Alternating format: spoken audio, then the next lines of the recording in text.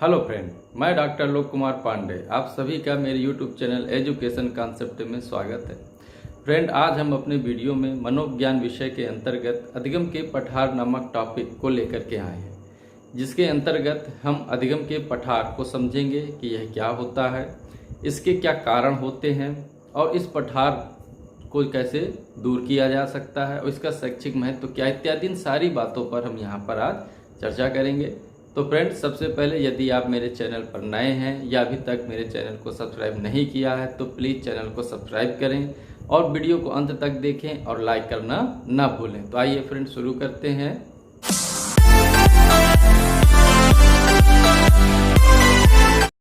तो फ्रेंड देखिए, यहाँ पर आज हम जो देख रहे हैं वो सीखने के पठार को समझ रहे हैं। तो यहाँ पर देखिए, आपके सामने हैं सीखने के पठार का अर्थ है कि सीखने के संबंध में जो अध्ययन हुए हैं उनसे यह स्पष्ट होता है कि जब हम किसी कार्य या कौशल को सीखते हैं तब ऐसा देखा जाता है कि कुछ समय तक तो उसमें पर्याप्त सफलता मिल रही है और सीखने की क्रिया द्रुत गति से चलती है, यानी कि तेज गति से चल रही है और परिश्रम का फल मिलता दिखाई देता है। कुछ समय बाद ऐसा अवसर भी आता है जब क्रिया में उन्नति बिल्कुल रुक जाती है। उन्नति के इस रुक जाने को ही सीखने का पठार कहते हैं। ये पठार सीखने की गति में अवरोध उत्पन्न करते हैं। ठीक है, तो यहाँ पर हमने ये समझा कि सीखने के संबंध में जो अध्ययन हुए हैं उनसे यह स्पष्ट होता है कि जब हम किसी कार्य या कौशल को सीखते हैं तो ऐसा देखा जाता है कुछ समय तक उसमें पर्याप्त सफलता मिल रही है। तो जब हम कोई नया कार्य करते हैं, कोई नई चीज़ सीखते हैं, कोई नया स्किल है, कोई नया कौशल है, गुण है, क्वालिटी हम सीखते हैं, तो उस समय क्या होता है कि जो सीखने की जो लर्निंग की जो प्रोसेस है, जो प्रक्रिया है, वो कैसे है, वो एक द्रुत गति मतलब एक स्पीड में चल रही है, तेज़ी से चल रही है, उसमें आनंद आ रहा है हमको और ऐसा लगता है कि जो हम मेहनत कर रहे हैं, जैसे लिखा है कि परिश्रम का फल मिलता दिखाई देता है, तो ऐसा लगता है जैसे हम जो भी चीज़ सीख रहे हैं उसमें जो हमारा परिश्रम लग रहा है, समय दे रहे हैं, हमारी श्रम शक्ति बल जो खर्च हो रहा है वो सब एक प्लस में जा रहा है, मतलब सफलता हमको दिखाई देती है कि हम सीख जाएंगे। ठीक है, लेकिन क्या होता है कुछ समय बाद ऐसा अवसर आता है जब क्रिया में उन्नति बिल्कुल रुक जाती है। तो जब हम कोई चीज़ सीखना शुरू करते हैं तो उस समय वो चीज़ बहुत अच्छी लगती है, बहुत तेज़ी से चल रही होती है और लगता है कि हम ये सारी चीज़ सीख जाएंगे, लेकिन अचानक ऐसा कुछ होता है जिसकी वजह से क्रिया में उन्नति बिल्कुल रुक जाती है। जो हम सीख रहे थे उसके पीछे जो हम प्रोसेस कर रहे थे, प्रयास कर रहे थे, वो सारी चीज़ों में ठहराव सा आ जाता है और इसके उन्नति के इस प्रकार से रुक जाने को ही हम क्या कहते हैं, सीखने का पठार कहते हैं, है ना।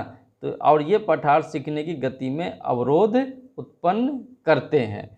तो देखिए, यहाँ पर पठार शब्द से अर्थ सिर्फ इतना ही लिया गया है कि जब हम कोई चीज़ सीखते हैं तो उसमें जो बीच में एक अवरोध सा उत्पन्न हो जाता है, एक बैरियर सा आ जाता है, तो उसी को यहाँ पर हम जो है पठार जिस शब्द से संबोधित करते हैं, अवरोध उत्पन्न करते हैं। अब ये पठार जो है, इसके लिए जानने के लिए हम एक ग्राफ बनाते हैं, एक जो सीखने का जिसे अभी हमने पीछे सीखने के वक्र पढ़े थे, तो उसके माध्यम से हमको ये समझाने का प्रयास किया जाता है कि जो सीखने का पठार है वो कब निर्मित होता है। तो आइए उस ग्राफ देखते हैं। यहाँ पर हम पठार से संबंधित एक ग्राफ देख रहे हैं। आप देख रहे हैं कि सीखने की प्रगति और नीचे की ओर सप्ताह, जो 1 2 3 4 5 6 सप्ताह को दर्शाया गया है। सीखने की प्रगति को ऊपर की ओर दर्शाया गया है और उससे संबंधित एक सीखने का वक्र जो आप देख रहे हैं, सीखने का वक्र बना है, उसके नीचे दूसरा जो वक्र बना है, ग्राफ बना, उसमें सीखने के पठार आप देख रहे हैं। इस जगह पर सीखने का पठार दिखाया जा रहा है। तो प्रारंभ में ये दिखाया गया कि जो सीखने की प्रक्रिया है वो अपनी गति से चली, लेकिन बीच में एक जो सीधी रेखा आप देख रहे हैं, यहाँ पर क्या हुआ, एक ठहराव सा आ गया और वो ठहराव के आने के लिए विभिन्न कारण होते हैं और वो ठहराव आने के बाद कुछ समय रुकने के बाद फिर से आगे सीखने की प्रक्रिया चल पड़ी। और एक समय ऐसा आता है जब वक्र रेखा नीचे या ऊपर जाने के बजाय आधार रेखा, जो नीचे आप देख रहे हैं आधार रेखा के समानांतर सीधी चलने लगती है। जहाँ देखिए पठार लिखा हुआ है और नीचे आधार रेखा के समानांतर क्या सीधा चलने लगता है, तो जो है सपाट स्थान को हम क्या कहते हैं, पठार कहते हैं। तो ये जो रुकावट, ये जो आप देख रहे हैं पठार की रेखा को देख रहे हैं, तो ये जो एक सपाट स्थान है तो यही एक रुकावट है, लेकिन आगे चल के फिर से सीखना प्रारंभ हो जाता है। अब उसमें सीखना क्यों प्रारंभ हो जाता है, तो जो कहीं गलतियां हो रही थी हम उन्हें फिर से सुधार करके सीखना शुरू कर देते हैं। अब देखिए इसकी परिभाषा रॉस महोदय के अनुसार, सीखने की प्रक्रिया की एक प्रमुख विशेषता पठार है। ये उस अवधि को बताते हैं जब सीखने की प्रक्रिया में कोई उन्नति नहीं होती है। तो बड़ी साधारण सी परिभाषा है कि सीखने की प्रक्रिया की एक प्रमुख विशेषता क्या है, पठार। ये उस अवधि को बताते हैं, उस टाइम पीरियड को बताते हैं जब सीखने की प्रक्रिया में कोई उन्नति नहीं होती। तो जैसा आपने ग्राफ में देखा था कि एक सपाट स्थान की जहाँ बात हो रही थी, तो वहाँ पर क्या था कि उस समय ठहराव हो गया था, लर्निंग हमारा जो प्रोसेस क्या था वो रुक गया था। लेकिन कुछ समय बाद जब हमने अपने सीखने की मान लीजिए विधि में परिवर्तन किया या हमें उत्साह फिर से हमारा जाग गया, इस तरह हमारे प्रयासों में तेज़ी आ गई, तो उससे क्या हुआ कि सीखने की प्रक्रिया फिर से चल पड़ी। लेकिन सीखने की प्रक्रिया जहाँ से प्रारंभ हुई थी, लेकिन कुछ समय बाद अचानक वो रुक गई थी। जो रुकने वाली स्थिति है, जो अवरोध है, उसी को मनोविज्ञान जो भाषा है उसे हम सीखने के पठार के नाम से संबोधित करते हैं।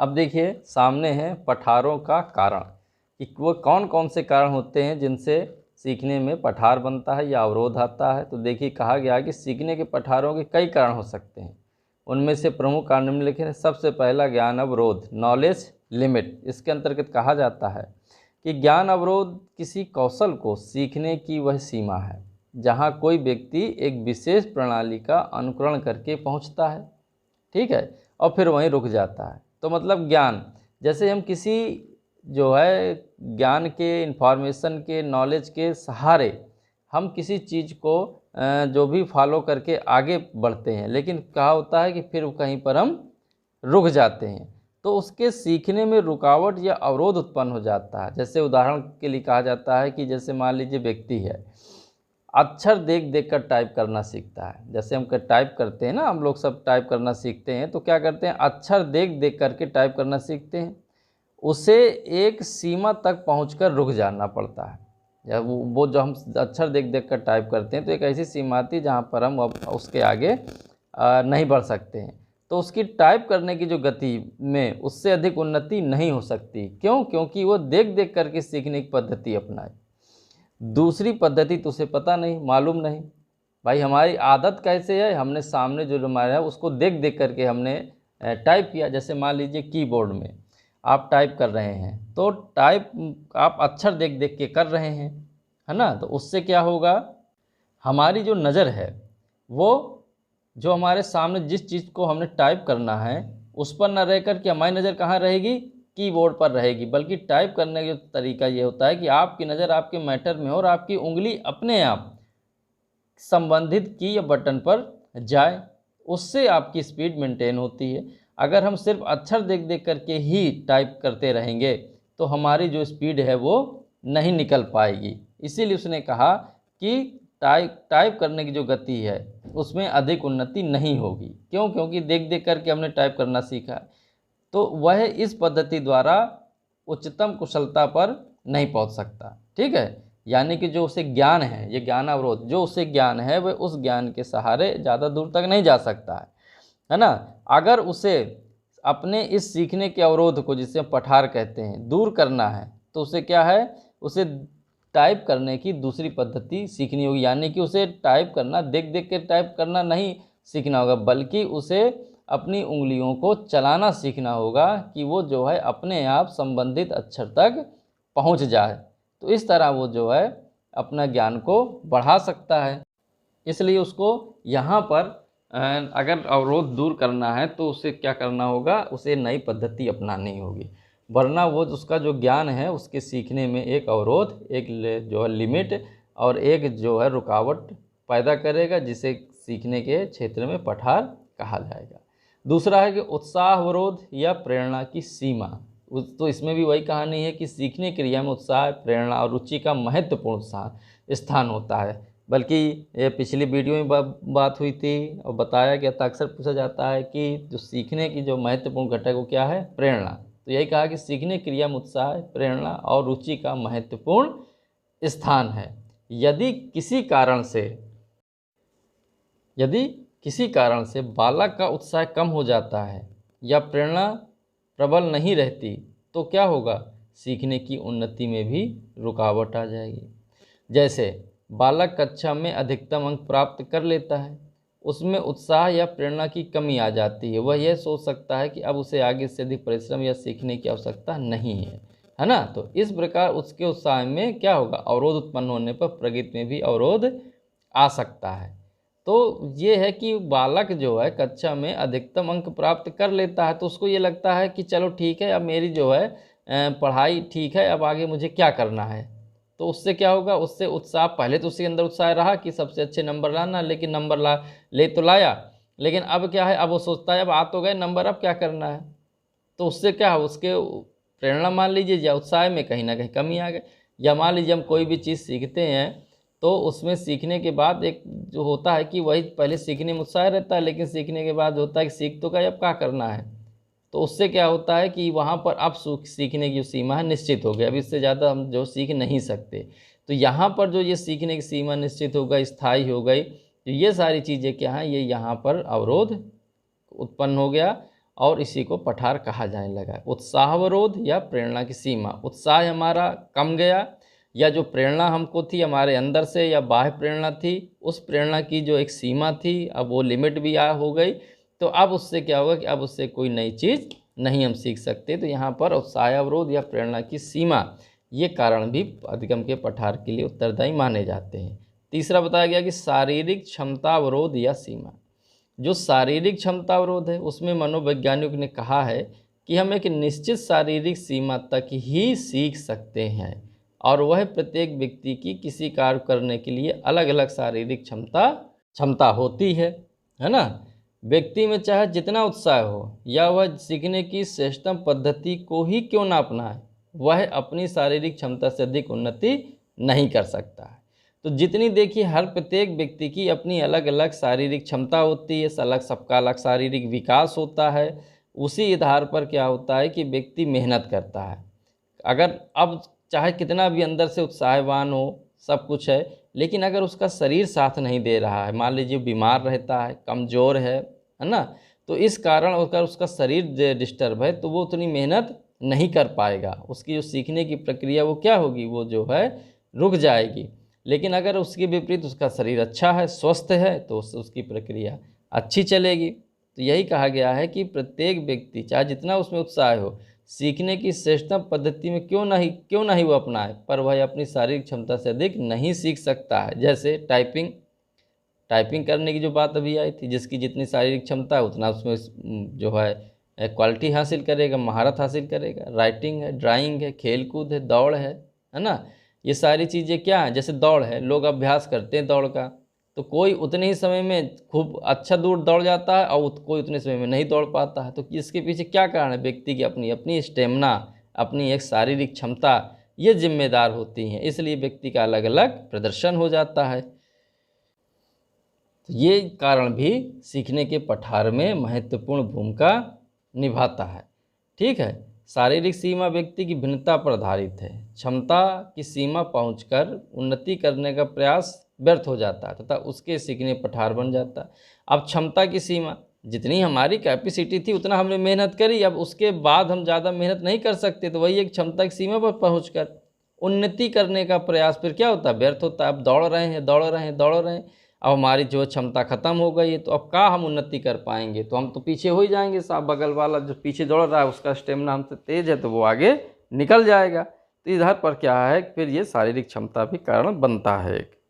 अब देखिए यहाँ पर जो चौथा कारण है कि सीखने की अनुचित विधियों का प्रयोग, ये भी एक बहुत ही महत्वपूर्ण कारण अधिगम के पठारों से संबंधित बताया जाता है कि जब कोई चीज़ हम सीख रहे हैं, प्रक्रिया हमने शुरू करी है, उसमें अगर हम जो सीखने का मेथड अपना रहे हैं अगर वो जो है उचित नहीं है, तो उससे क्या होगा कि जो निष्कर्ष रिजल्ट निकलेंगे वो सही नहीं निकलेंगे, और वो जो है तरीका हमारा सही नहीं होगा। तो एक समय जा कर के वो सीखने की जो हमारा उत्साह था, लगन थी, जो प्रेरणा थी, वो उसमें कमी आ जाएगी और सीखने की प्रक्रिया वहाँ पर रुक जाएगी।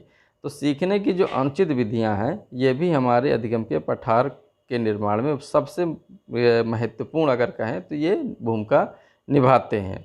अगर आप किसी बच्चे को अच्छे टीचिंग मेथड से नहीं पढ़ा रहे हो तो उसके ज्ञान में विशेष वृद्धि नहीं होगी, और वहीं पर अगर अच्छे टीचिंग मेथड से पढ़ा रहे तो उसके ज्ञान में वृद्धि होगी। देखिए आगे है सीखने के पठारों का निराकरण, कि जो सीखने के पठार हैं, अवरोध हैं, अब इनको हम दूर कैसे कर सकते हैं। तो सीखने के पठारों के जो निराकरण हैं उसके लिए निम्न बातें बताई गई हैं। सबसे पहले कि सीखने वाले को प्रेरणा और प्रोत्साहन देते रहना।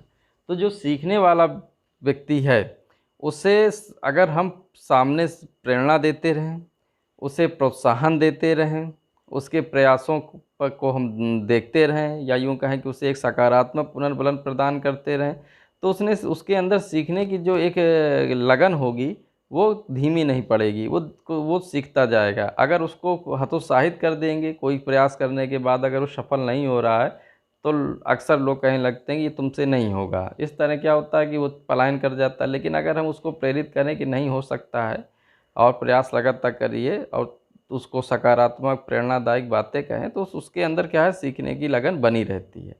इसलिए कहा जाता है कि सीखने वाले को प्रेरणा और प्रोत्साहन देते रहना चाहिए। दूसरा कहा गया कि सीखने की उत्तम और रोचक विधियों का प्रयोग किया जाए। तो वही मैंने भी बताया था कि अगर हम किसी बच्चे को, बालक को आप अच्छे विधियों से नहीं पढ़ा रहे हैं तो उसके अंदर ज्ञान का उतना विकास नहीं होगा, या उसके सीखने की जो प्रक्रिया है उसमें कोई विशेष उन्नति नहीं दिखेगी। लेकिन अगर आप रोचक और विधियों का प्रयोग करते हैं, एक अच्छा अट्रैक्टिव टीचिंग मेथड अपनाते हैं, तो उससे क्या होता है कि बच्चे जुड़ने लगते हैं और उनके ज्ञान में भी वृद्धि होती रहती है। अगर आप टीएलएम का प्रयोग करते हैं, कोई ऐसी जो है सामग्री का प्रयोग करते हैं जिससे कि जो टॉपिक है हमारा वो और क्लियर होता है, फिर नई नई चीज़ बच्चा देखता है तो उससे जुड़ता है और वो सीखने के लिए राजी भी होता है, उत्साह उसके अंदर आता है, तत्पर होता है और वो सीखने लगता है। तो इस तरह हम सीखने की उत्तम और रोचक विधियों का प्रयोग करके अधिगम के पठारों को दूर कर सकते हैं। तीसरा कहा गया कि शारीरिक क्षमता तथा व्यक्तिगत भिन्नताओं पर ध्यान दिया जाए। तो सही शारीरिक क्षमता भी आई थी कि अगर हम जब किसी व्यक्ति को कोई काम दे रहे हैं तो उसके पहले व्यक्तिगत भिन्नता को देख लें, कौन व्यक्ति कौन के कार्य कर सकता है, किसकी कितनी क्षमताएं हैं शारीरिक, कितना वो जो है बोझ उठा सकता है। इस तरह की चीज़ों को ध्यान में रख करके अगर क्षमता के अनुसार कार्य प्रदर्शन का मौका दिया जाएगा, अवसर दिया जाएगा, तो ज़्यादा अच्छा प्रदर्शन कर लेगा। तो जहाँ पर शारीरिक क्षमता की बात आती है तो वो भी, उसमें भी अगर हम थोड़ा सा ध्यान दें तो भी सीखने के पठार को दूर किया जा सकता है। साथ ही साथ सीखने के लिए उपयुक्त वातावरण, ये तो बहुत ही महत्वपूर्ण बात है कि अगर किसी भी क्षेत्र में देख लीजिए, अगर हेल्दी एनवायरनमेंट नहीं है, एटमॉस्फेयर नहीं है, तो हमारे द्वारा कितना भी प्रयास किया जाए वो प्रयास सफल नहीं होगा।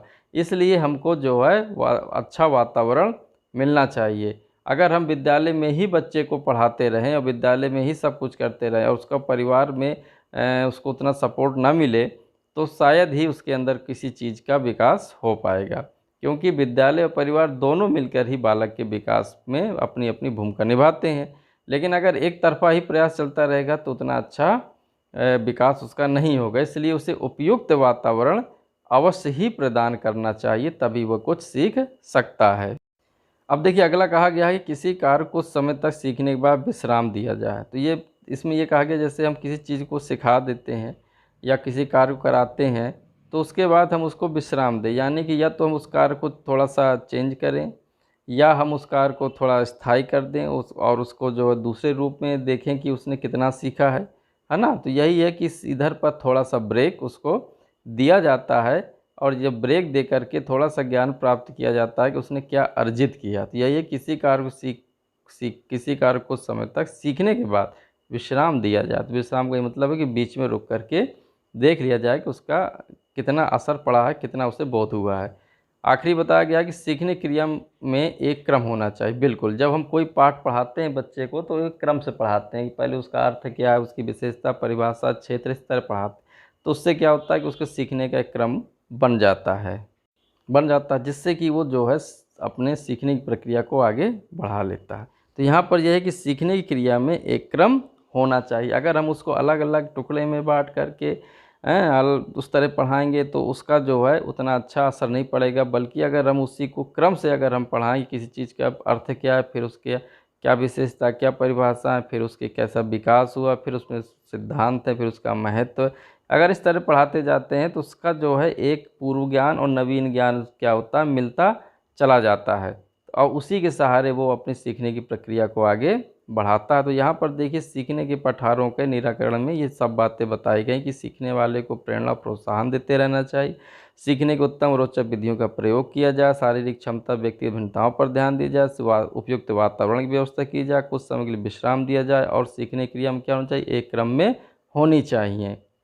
तो फ्रेंड, इस तरह हमने देखा कि अधिगम का पठार क्या होता है और अधिगम के पठार के लिए कौन कौन सी स्थितियां जिम्मेदार होती हैं या कौन कौन से कारण होते हैं और इनको दूर कैसे किया जा सकता है। तो इन सारी चीज़ों पर आज हमने स्टेप बाय स्टेप चर्चा करी। तो उम्मीद करते हैं कि फ्रेंड आपको ये वीडियो पसंद आया होगा।